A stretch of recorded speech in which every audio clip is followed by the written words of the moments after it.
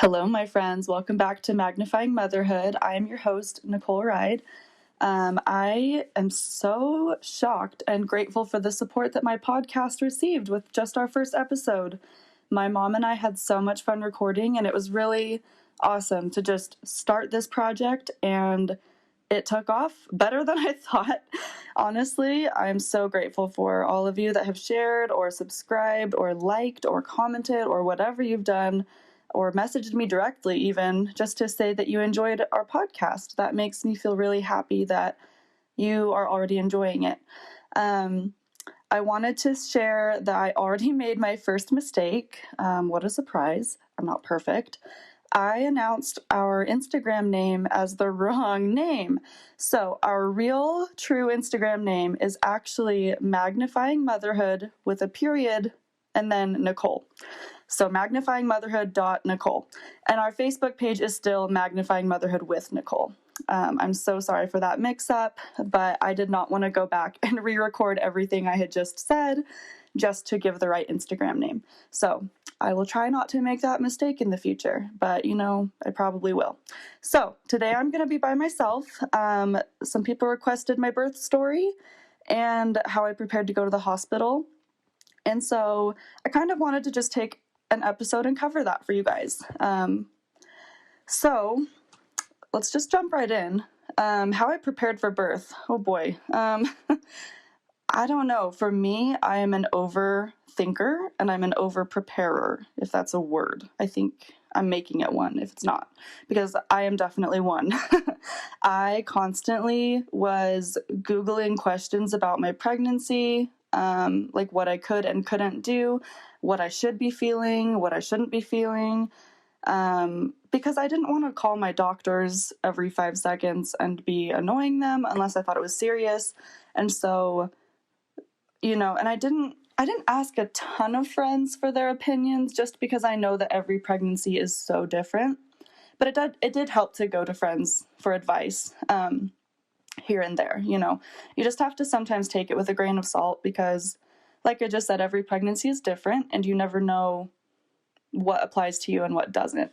So let's just put that out there. I was over Googling everything.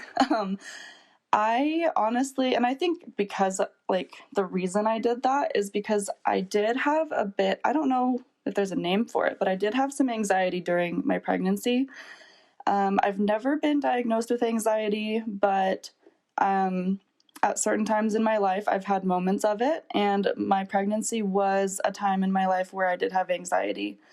And I truly would stay up so late, constantly making notes in my notes app on my iPhone about what I needed to do the next day, or just different ideas for things, like for his nursery or for my hospital bag, or different things I needed to do once he was even born. I was over planning everything and making lists constantly, and checking them off was so satisfying to me. It gave me life. I don't know if you guys like to make lists, but I am a list and a calendar person. I love it. But with my anxiety, it actually helped me get a lot done. So I did not have a hard time preparing for him to come. I think I was basically all ready for him to come, and he still had a month before his due date. So I was definitely prepared. I had everything I needed. I just basically looked for my registry. I just looked at other top-rated Amazon or Target products. And then if I was still unsure if I would truly need something, I would ask someone who had recently had a baby within 3 months and be like, hey, is this actually a need or a want, or could I get something a little cheaper? Because I tried to only have, what I really needed, with a few wants on my registry, because I think that's fun to have some stuff that you want. But that's how I kind of prepared for what he needed. And with the hospital bag, I looked up tons of Pinterest lists, because they have a lot of blog posts about what you can take. And then from there, I just kind of picked and chose what I really wanted to take to the hospital with me. There wasn't really anything that I wish I had at the hospital, or that I wish I didn't really bring. I felt like it was a waste. So I don't know. I would just recommend Googling or Pinteresting those type of lists, because that's what I followed and it was totally fine.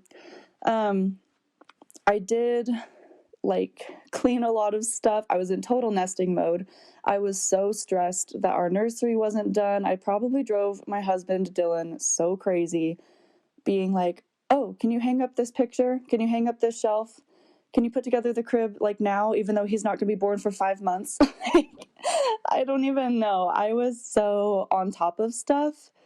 And honestly, just to be real with you guys, that was like something that probably was annoying to Dylan. I don't know. He probably won't say it out loud, but like one time, or I guess a few times throughout pregnancy, we kind of had a conversation like where I felt like I was doing almost everything, or like thinking I had to do everything to prepare for Andrew to come. And so I was like, "Dylan, like, I feel like you're not excited about the baby. Like, you're not to say he wasn't doing enough, because he was. I just was constantly thinking about stuff because I was anxious." And because Dylan was not anxious, he knew we had time to get these things done. So I was perceiving him as not caring, when in reality, he totally cares and he's so excited, you know? But we had to talk about that, because I wasn't realizing that I was pushing it too much because of my anxiety. And so that's just something I want to throw out there, because maybe you'll go through that in a pregnancy, or you have gone through that, where one partner is a bit more anxious or excited to do things, and it can be hard when you're not necessarily on the same page. But luckily, Dylan and I talked about it, and we both realized where we could make improvements and change our efforts, and it was great. We were totally on the same page. So that is pretty much it for what I prepared for materialistically, and like just how I felt during that time. But in my last few weeks, so in like once you're 37 weeks out of the 40 weeks of pregnancy, you start going in, and in the doctors, they start checking your cervix to see how dilated you are. And if you don't know, you have to be dilated to a 10 in order to successfully push out a baby down there out of your vagina. And at my 37 weeks, they checked me for the first time, and I was only a 1 centimeter dilated, which is about the size of a Cheerio. So pretty small. Don't think Andrew's head could have fit. So that's fine, because, I had 3 weeks to wait till he would be full term. And I just was hoping that he would possibly come a little early, just because I really wanted him to be like a nice little 6 or 7 pounder dude that I could just easily push out, not have to worry about tearing or stretching or being too uncomfortable down there. And so I would have been fine if he would have come like like at, I don't even know, like 38 weeks. I would have been happy. But he did not. So anyways, at 38 weeks, so the next week I went back in for another cervix check. I was still at 1 centimeter dilated. I was like 50% effaced. And I was really struggling mentally, honestly. And I'll get into that in just a second. But I asked my doctor about induction because I was having a hard time. And he looked at me and he was like, "Do you think that you could go to your due date mentally? Like, do you think you could handle that?" And I was like, "Yeah." And he asked me, "Do you think you could go a week past your due date if you needed to? Like, if he's not coming on his own?" And I started crying, and I was like, "Well, by the sound or the look of my tears, no, I don't think I could handle that." And so we marked the date of September 27th, which was his due date to be induced. And something that I want to talk about right now about this is like, it's hard to describe, but pregnancy is so wild because everyone experiences it differently, but like the elements are the same. You have a baby inside of you, it's growing, your body's changing, yippee. Like everyone has the same thing, but there are so many different factors that can change how you feel about it. And I loved being pregnant. I truly did. I was so grateful for the miracle that was happening inside of my body. I loved getting to feel him kick and feel his hiccups and finding out it was a boy. Like, so much fun. Baby showers were fun. I loved dressing my bump, like wearing cute clothes with my bump. I thought that was really fun, even though I was pregnant all summer. So I basically wore a sports bra and biker shorts when I was at home all day. But something that I didn't really talk about to my followers on social media or like my friends or like, I felt really isolated. Like, I honestly felt very alone, and not in the sense that I wasn't supported, but in the sense that no one truly felt how my body felt, because it's my body. And I have scoliosis. I've been diagnosed with it since I was in like my senior year of high school. It's very mild, but it's enough to hurt, especially when you're carrying around an extra amount of weight on your body with a baby. So, my back was hurting. I was not sleeping very well. I truly had insomnia pretty much my whole, like, since 20 weeks of pregnancy. So half of my pregnancy, I had insomnia. I was gaining weight very quickly. And first of all, that did horrible things to my body image. And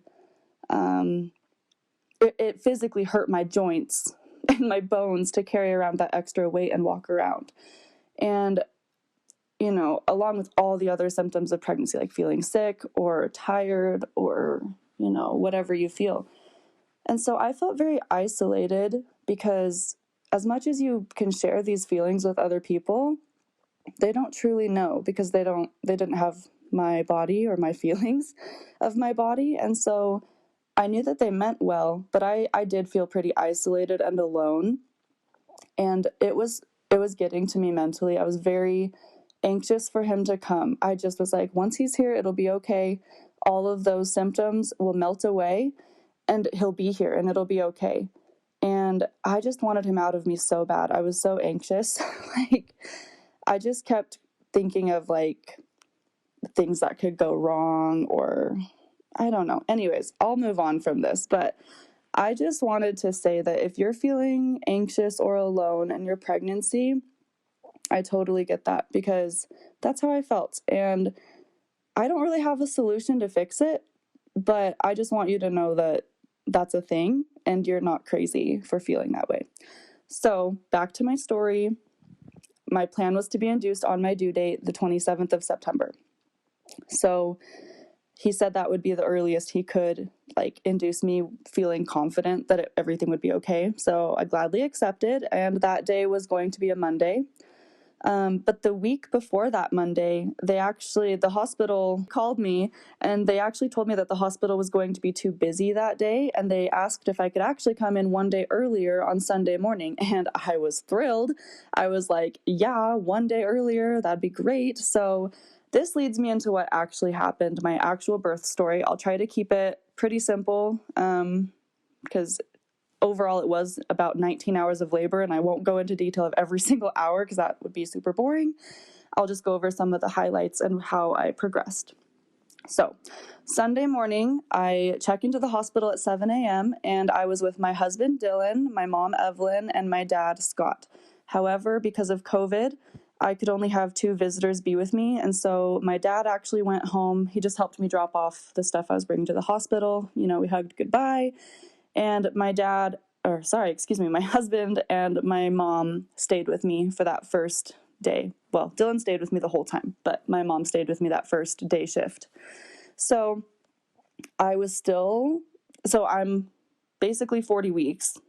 I'm still only at a 1 centimeter dilated, and I was 50% effaced. And so at 8:30, so about an hour and a half later, I was given the IV in my wrist and Pitocin to start my contractions. And in the next hour, they had broken my water because they wanted to start getting that ready to be able to dilate faster.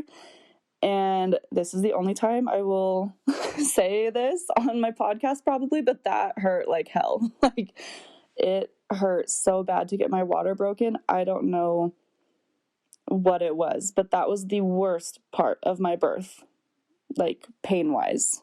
besides the recovery, that was the worst part of my actual birth. So just so you know, that might not be the most comfy thing if you're pregnant right now. I don't know. I'm sure if it breaks naturally, it feels better, or you don't even feel it. I don't know. But anyways, so a few hours later, by 11:30 a.m., my contractions were finally to the point where I kind of had to stop talking because they hurt so much.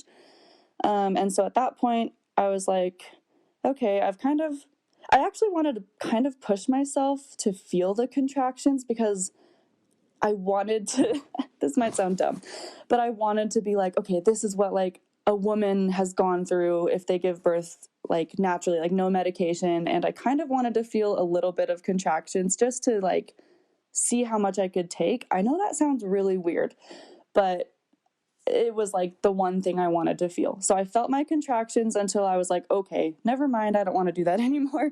So I called in I'm going to say it wrong, probably the anesthesiologist, and to do my epidural. And I got that. And I was actually super scared to get my epidural because I absolutely hate needles. Like every time I get a flu shot or I just got my COVID vaccine, like the sight and the feeling of needles seriously makes me want to pass out. I've never actually passed out after getting a shot, but it's bad enough to gross me out and I feel so sick. Anyways, I was really scared for my epidural, and my person that did it was so nice and so funny and distracting and actually went very smoothly. Like I didn't feel like nauseous or dizzy or anything at all. So that was great because that was one of the biggest things I was afraid of actually was the epidural. So, whatever you believe in, medicine or not, I'm very grateful I got an epidural because it truly did help me.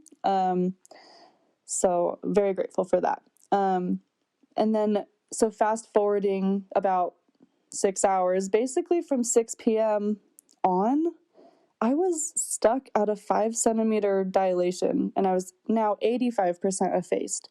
So I was about halfway dilated, but they did want to see how I would dilate throughout the night. So all evening and night, I was, put into the different positions to stretch and see if I would dilate. In between my naps and eating my ice chips and my chicken broth and my Italian ice, all the liquid diet goodies you get to have when you're in the hospital.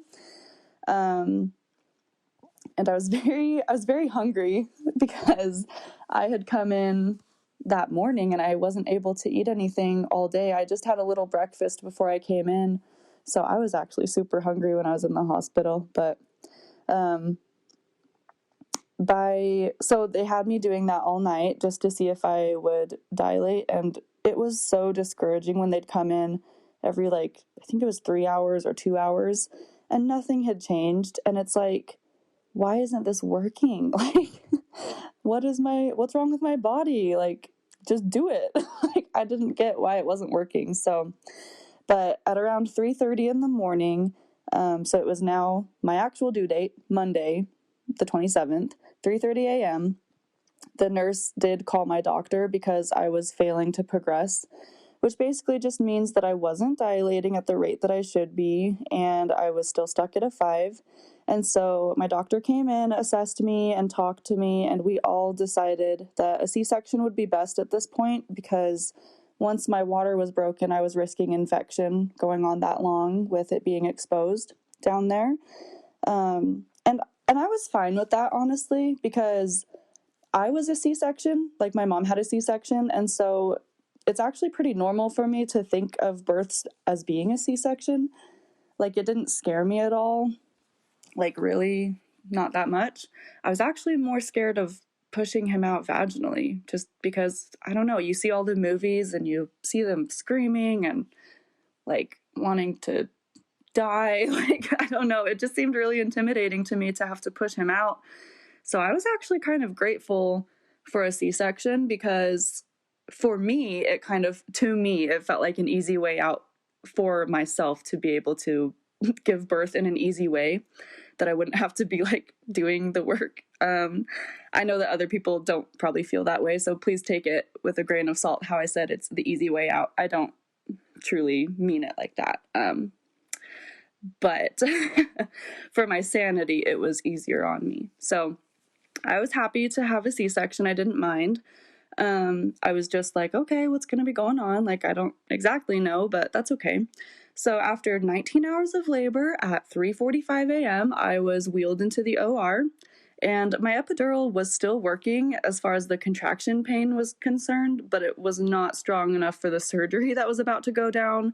So I had to be put all the way to sleep, which means I was not actually awake to watch the C-section, which also kind of feels like a blessing to me because I get really grossed out with gory, like, blood and guts, and I can watch Grey's Anatomy all day, but when it's like actual real stuff, I'm like queasy. So, and speaking of Grey's Anatomy, it actually felt a lot like, so like they put me under, and as I was going under, it did feel like in Grey's Anatomy, I don't know if you watch the show, but where they show like the patient's vision is getting all blurry and the lights are super bright and it feels like you're on a different planet, you're just zoning out.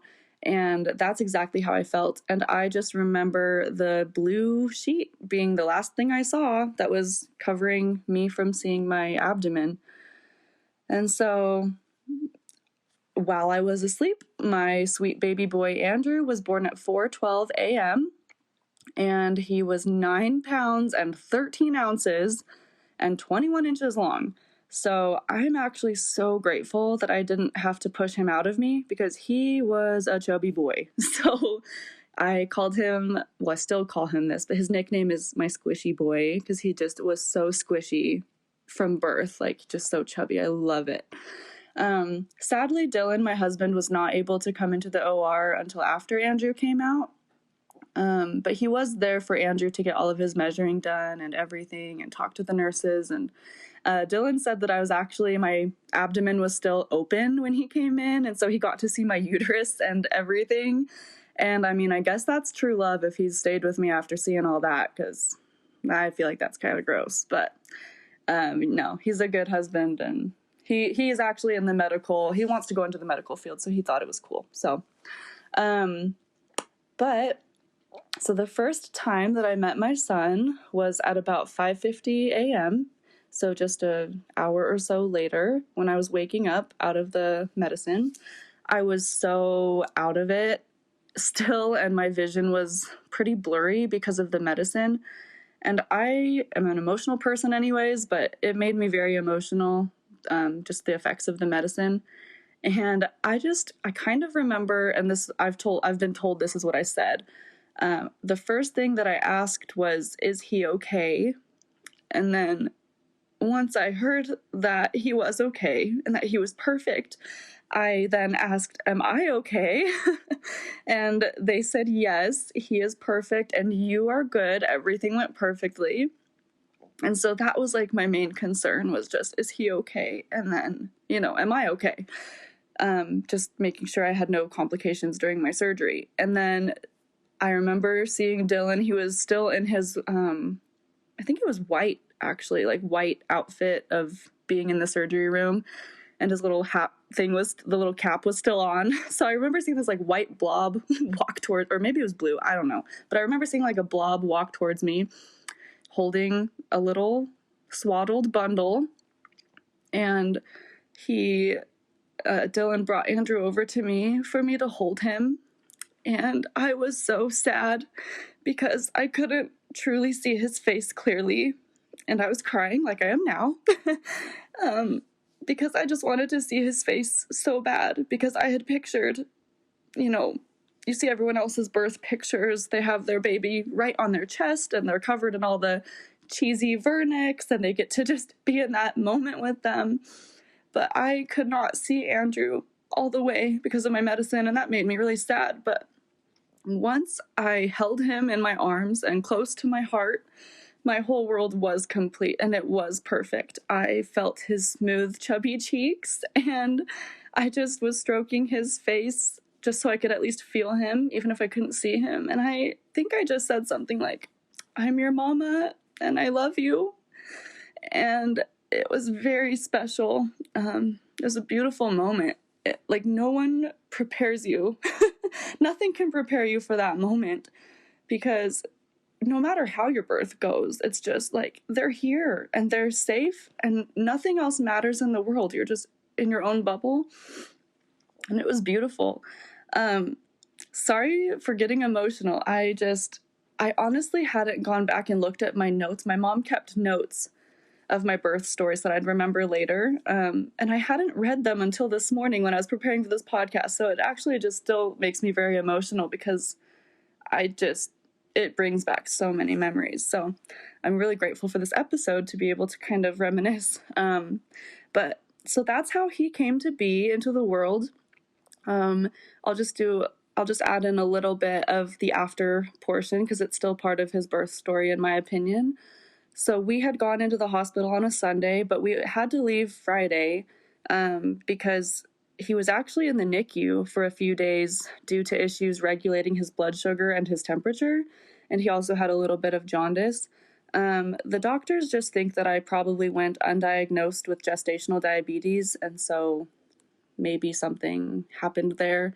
But it was nothing too serious. I don't want to say that I had a NICU baby because I know that other babies go through way harder things. And, he was healthy overall. So very, very grateful.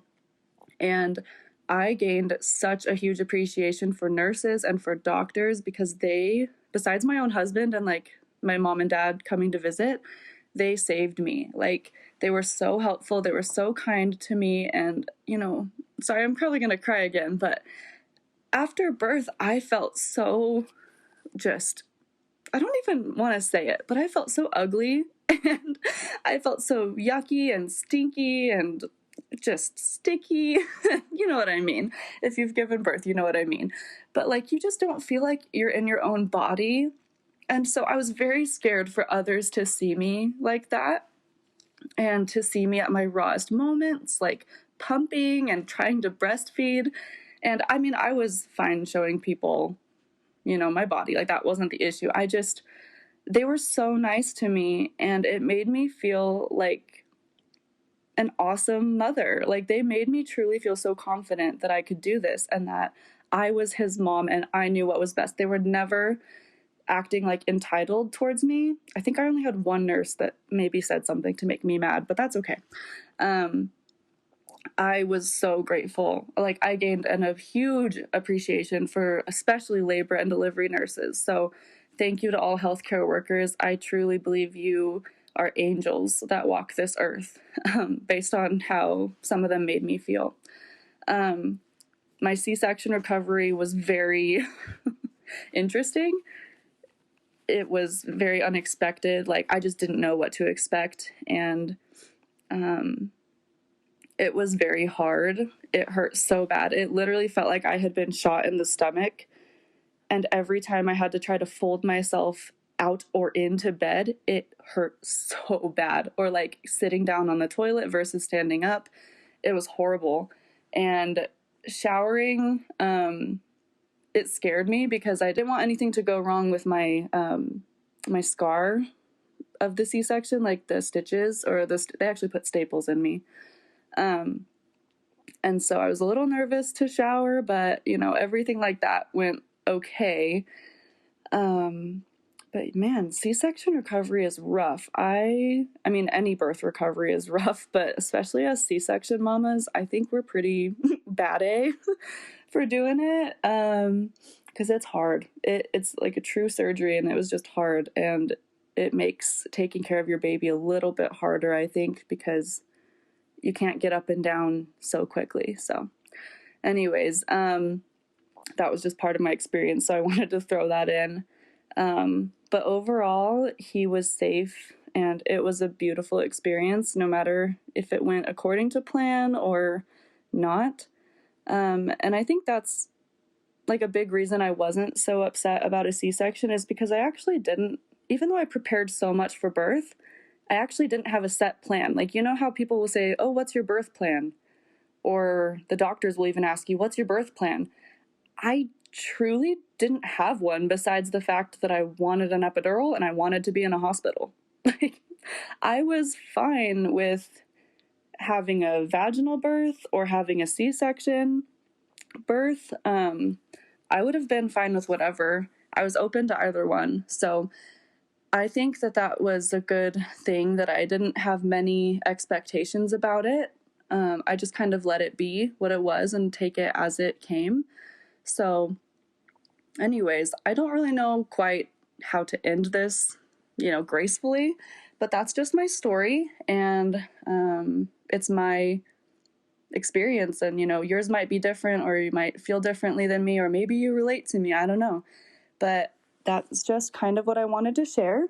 And I do believe that birth is such a beautiful thing, and pregnancy is so beautiful, but it can also be really hard. And that's totally good to acknowledge both sides of it, I think. So thank you for listening, and I hope that kind of gives you a little insight more into my journey to motherhood and kind of the type of person I am. I'm looking forward to making more episodes, and I will have another guest on very soon. So I'm very excited for that. So I am grateful for you guys listening, and hope you feel, as always, loved and valued, and that you are incredible no matter what stage of life or motherhood that you are in. Thank you so much for listening. Bye, guys.